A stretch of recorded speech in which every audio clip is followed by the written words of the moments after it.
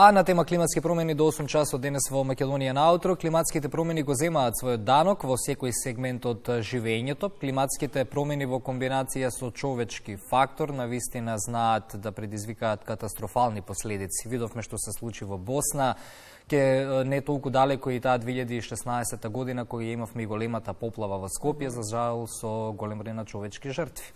Што ги предизвикува сите овие некарактеристични метеопојави во одредени периоди од годината. И ако имавме екстремно високи температури средината и крајот на август, каква зима не очекува? На сите овие прашања одговор бараме од колешката Наташа Алексовска, која што не е по професија метеоролог, научеше од врвни метеоролози за да може да биде толку професионална во она што го работи. Добро утро, Наташа, и добре дојде. Добро утро, Кики, добро утро, Ване, и добро утро до гледачите на утринската програма. Задоволство ми е што сум ваша гостинка и што ќе имаме можност да позборуваме на оваа тема метеорологија и климатски промени, која што од година во година станува се поактуелна. Така. Климатските промени, кажавме, го земаат својот данок, годишните времења веќе не ги препознаваме со оние своји добро познати карактеристики. Некогаш на шала знаеме и да кажеме дека треба календарски да се поместат годишните времења. Што се случува со планетата Земја? Некои велат не зборуваме за климатски промени, ова е нешто што се случува и треба да се случува. Што точно сега живееме во однос на климат? Планетата Земја сега се загрева побрзо од било кој момент до сега. Едноставно настанува еден процес на нарушување на рамнотежата во природата. Од друга страна, би го споменала она кое што за повеќето од нас е помалку или повеќе познато на научно тврдење, дека со топлината која што се добива со апсорбирање на сончевата светлина, не се ослободува во Вселената, туку останува заробена во атмосферата. И така доаѓа до затоплување. Сето тоа поради она емисија на стаклени гасови која што настанува како резултат на согорување на фосилните горива. Сето тоа е неизбежно поради производството на енергија, на производи за широка потрошувачка на храна, тука превозот би го додала, значи човечкиот фактор, меѓутоа да, секако и природните појави, оние климатски феномени, тука би ги спомнала феноменот нели Ел Ниньо и Ла Нинја, за кој што сме слушале и од климатолози и од метеоролози. Сведоци бевме на Ел Ниньо изминатиот период во текот на летото, само би го објаснила. Суперкилиските бури на Балканот, извини што те прекинав. Да? И тоа беше нешто како феномен што ни се појави ново, така? Да, апсолутно. Ел Ниньо всушност ја загрева површината на водата на Пацификот. И така доаѓа до затоплување. Од друга страна, Ла Нинја ги турка некако тие топли води кон запад и ја крева студената вода од длабочините на океанот. И тогаш доаѓа до таа промена, до пат на температурите, до врнежи, до силни атмосферски влијанија кои што создаваат и неповолни временски услови и катастрофи, односно поплави. Всушност, тоа се тие природни феномени кои што придонесуваат заедно со човечкиот фактор за забрзан развој на климатските промени. Се менува светот и наведом во многу сегменти се олеснува нашето живење во контекст на производството, нели сето она што го носи денешницата, а што секако влијае на климатските промени. Кога станува збор за климатските промени, Наташа, најчесто зборуваме не се чувствувам добро, ми влијае на здравјето. И тоа е само еден мал сегмент на кој што се одразува се во ова. Имаме последици на производството, пред малку слушнавме од колешката Кате. Имаме последици по економијата, не чини 667 милиони евра климатските промени не чинат според последниот извештај на Светската банка. Дотолку повеќе треба да зборуваме гласно, бидејќи ако немаме заеднички ангажман на оваа тема, не знам каде би била и иднината.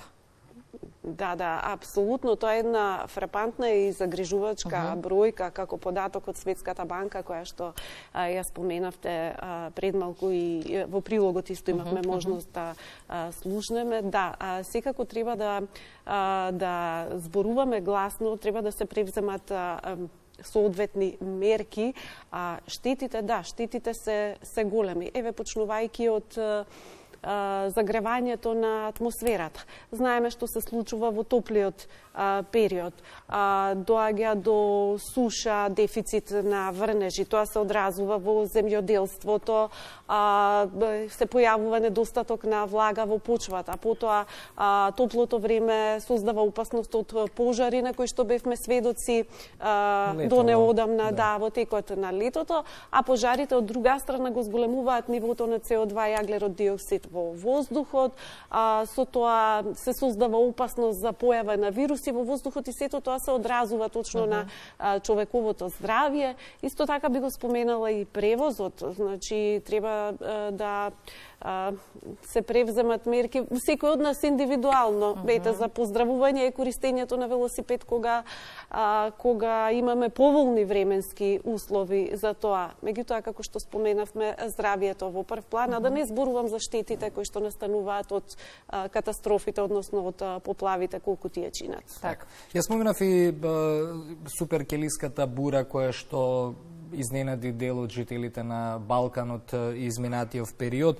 На што се должи невообичаената временска слика на Балканот и Македонија секогаш е класифицирана во оние земји кои се најмногу подложни, нели, од Медитеранов тука меѓу најподложените на климатските промени. Што можеме да очекуваме во иднина? Па на Балканот што се случуваше. Само да споменам дека, како што веќе знаеме, тој податок е познат, дека ова лето беше најтопло во историјата на мерењето.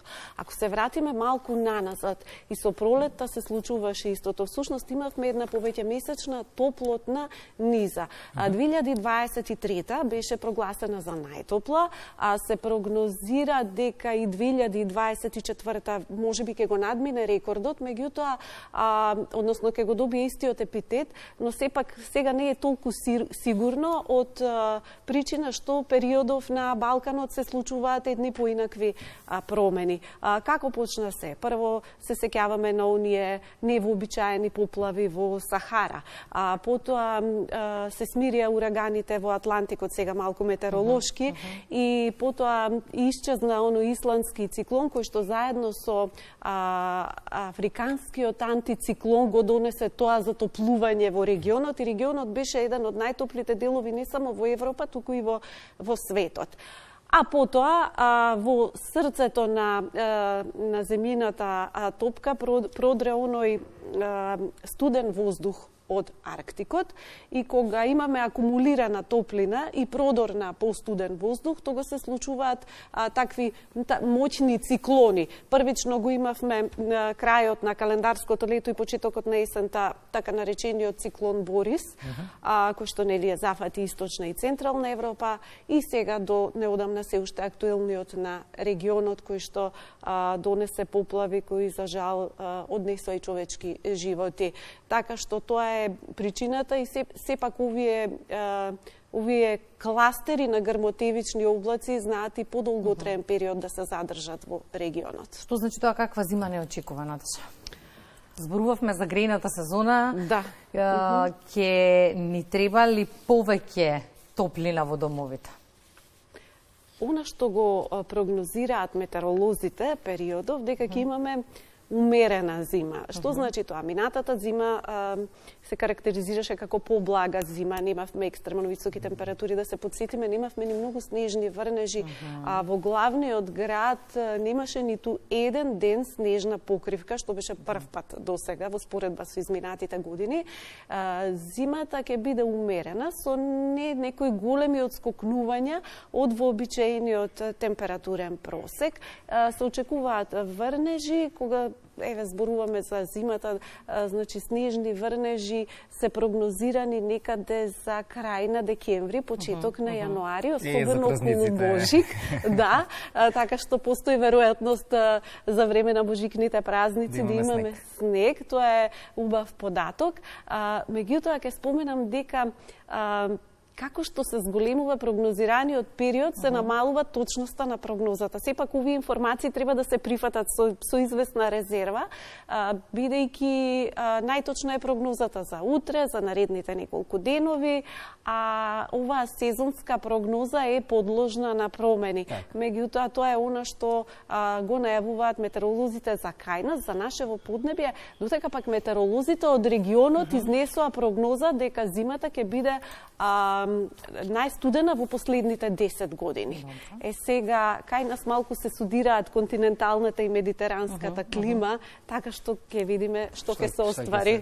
Но кажавме дека ако подолгорочно не можеме да бидеме 100% сигурни, за денес можеме да бидеме сигурни какво време не очекува и во следниот период. Сега, прв пат во животот да видам како се презентира и метео во живо од професионалец. Ние се трудиме наутро да ги пренесеме информациите од уха, меѓутоа нашата Наташа кога тоа го прави, си ја знае работата, го прави најдобро. Повели. Да, ви благодарам. Јас само ќе додадам дека за среќа во Македонија ни предстои еден убав период на сончево време со затоплување, со пораст на температурата и далеку сме од оние циклони кои што го зафатија регионот, периферно се манифестираат само со врнежи. Тоа е она добра вест за нашето поднебје. Да. Метеокартата, доколку е подготвена, можеме да ја видиме, чисто да ги видиме и температурите и прогнозата за денеска. Наташа, повеле. Да, ова е денешната временска слика за Македонија. Денеска имаме променливо облачно време, уште во утринските часови настапи зголемување на облачноста и токму таа зголемена облачност не ни донесе многу студено утро како изминатите денови кога имавме ведро небо, постудено утро, пониска утринска температура. Променливо облачно време со услови за слаб локален дожд, особено во првата половина од денот. Наместа веќе во раните утрински часови имавме краткоутраен слаб дожд, така ќе биде се до пладне, некаде попладне веќе разведрување на небото, стабилизирање на атмосферата. Ова се температурите, максималните дневни сепак во благо опаѓање во однос на вчерашните, во главниот град само до 23 степени, полошкиот регион 22 степена, на повисоките места и на планините пониска дневна температура, во Крива Паланка 22, потопло ќе биде долж по Вардарието со температура до 24 степени прогнозирани за Велес и Штип, меѓутоа југоисточните подрачја вообичаено со најтопло, таму и утрово имавме највисока температура која што достигна вредност некаде до 13 степени, максималната дневна до 26 степени прогнозирани за Гевгелија. Пониска температура во југозападните делови и тоа 17 Крушево, околу 20-22 степена во Охридско-Преспанскиот регион, како и Пелагониската котлина. Тоа се денешните максимални вредности, нема голема температурна разлика помеѓу утрото и денот, како што споменав, попладне, намалување на облачност и престанок на овие слаби локални врнежи. Ова е накусо прогнозата за денеска. Ти благодариме, Наташа. Често ќе те викаме и во утринската. Благодарам многу за сите информации. Да, време е за вестите во 8 часот, се извинуваме за доцнењето од една минута, но важна информација споделивме. Ајде вести.